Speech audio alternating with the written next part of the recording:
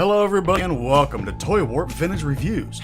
If this is your first time here, reach over, click that subscribe button and the bell icon to stay up to date on all the great toy videos we have in the works, and maybe check out some past videos as well.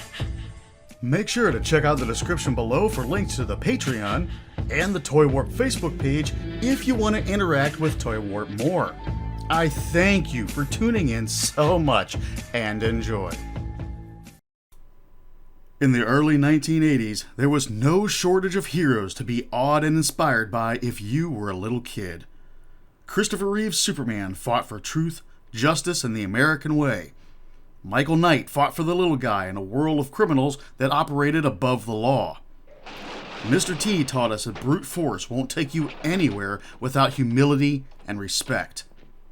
In 1983, I was a young, blooming gearhead. My superhero was no man. My hero was a truck.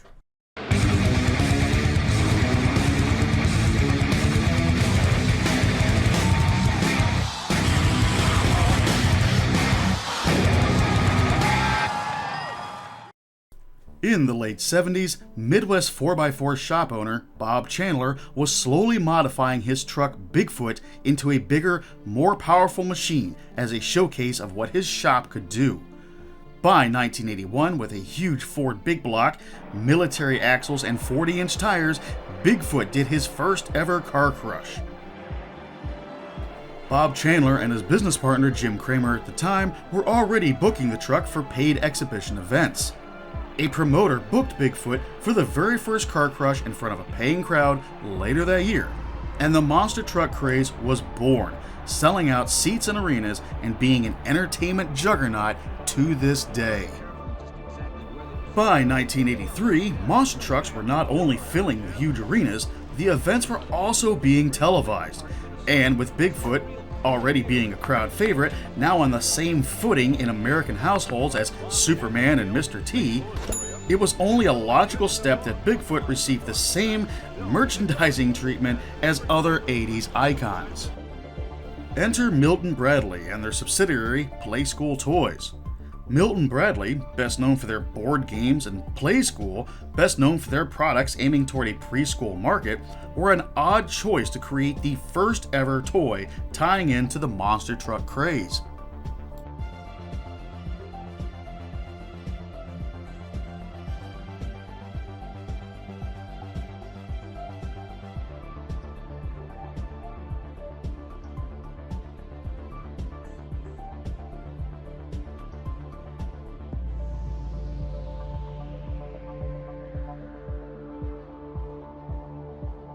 Milton Bradley would soon make a Bigfoot board game, but that would be featured in a future video. Playskool rolled out their battery-operated Bigfoot SST, SST meaning supersized truck. However, they did it with some questionable design choices. Instead of being modeled after Bigfoots 2 and 3, the Bigfoots predominantly shown on television, it was modeled after the original, which now sported a 1979 fascia. To top it all off, it didn't even feature the 66-inch tires that was now the standard for monster trucks. Instead, just the 48-inch tires, more like the 40s that Bigfoot did the first car crush with.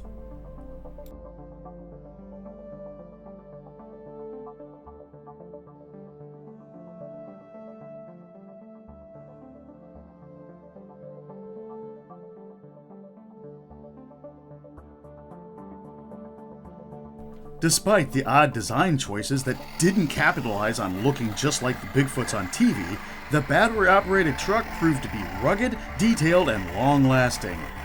The form was well executed for the time. The body mold held a lot of Ford truck detail. The stickers were the official Bigfoot logo. The tires were rubber with the size and raised numbers like a real tire.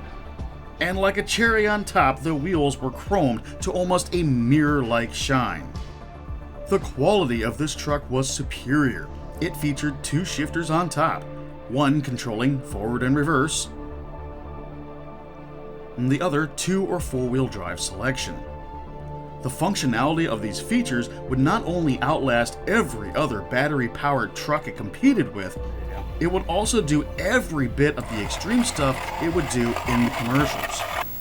Here comes Bigfoot to step on some toes when you've got muscle. That's how it goes. Yeah. SST muscle machine. They're big, bad, dirty, and mean. Barreling home now, this is the one. You bet. This is the big guy that's big on the fun. Bigfoot, let the power go, you know what to do. Bigfoot, he's stepping up to win it for you. SST muscle machine. They're big, bad, dirty, and mean. SST muscle machine's Bigfoot. Batteries not included. From Playskool. Top that all off with working headlights and their own personal key to start it, and Playskool had an immediate hit on their hands. Realizing this, they followed up Bigfoot with an entire line of SST trucks and accessories, all of which will have their very own feature episode here on the channel, so stay tuned and subscribe. In 1984, Playskool's parent company was bought out by Hasbro, and along with it came the Bigfoot and the SST toy line. Already having such hits on their hands such as G.I. Joe and Transformers, in 1985, Hasbro decided to give Bigfoot his own 30-minute commercial. Cartoon. Here comes Bigfoot to show off the stuff. The best of the big ones. He's rough and he's tough. Bigfoot and the muscle machines. They're big, bad, dirty, and mean. Call on Bigfoot if you get in a fight. He'll come to the rescue with all of his might. Bigfoot, when you need him, you know he's around. Bigfoot, he'll crush him and make him leave town. Bigfoot and the muscle machines. They're big, bad, dirty, and mean. They're big, bad, dirty, and mean. Produced by Sunbow Animations, Bigfoot and the Muscle Machines, as the show was dubbed, featured Bigfoot and his fellow SSTs racing across the United States to beat the evil Ravenscroft to Florida and find, well, I'm not even gonna kid you, the Fountain of Youth. You look dirty, Ernie. How about a bath? While the cartoon differed from G.I. Joe and Transformers in its presentation, 9 segments that ran for only 5 or 6 minutes as opposed to a 22-minute episode, it featured the animation style and voice actors from Transformers. As prolific as the SST Playskool Bigfoot was, after Hasbro acquired it, they did change the country of its manufacture, and pimped its Ford truck mold out to numerous other toy lines and subsidiaries. After a sharp slump in sales after the 85 cartoon, Hasbro discontinued the toy line after the 85 Christmas season. Maybe due to the fact that the Bigfoot toy no longer matched the Bigfoot trucks seen on TV, or maybe it was a loss of the legal rights to the Bigfoot name. Either way, toy companies missed out on a lot of that sweet, sweet monster truck money for a time, as most of the 80s were filled out with sparse Bigfoot toys.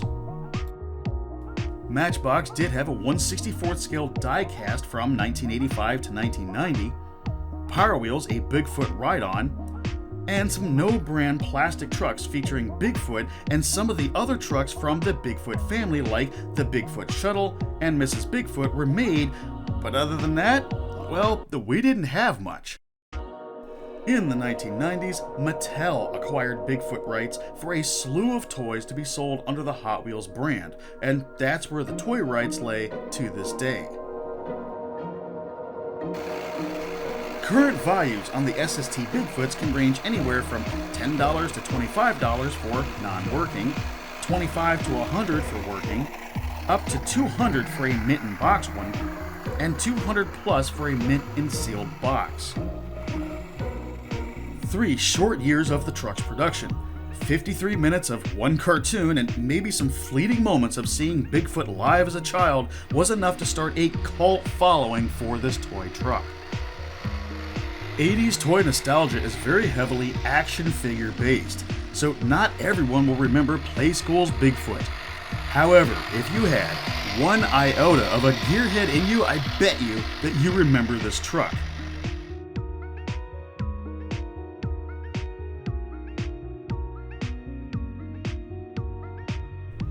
What kind of memories do you have with Bigfoot? Tell me in the comments below. I really want to hear what you have to say.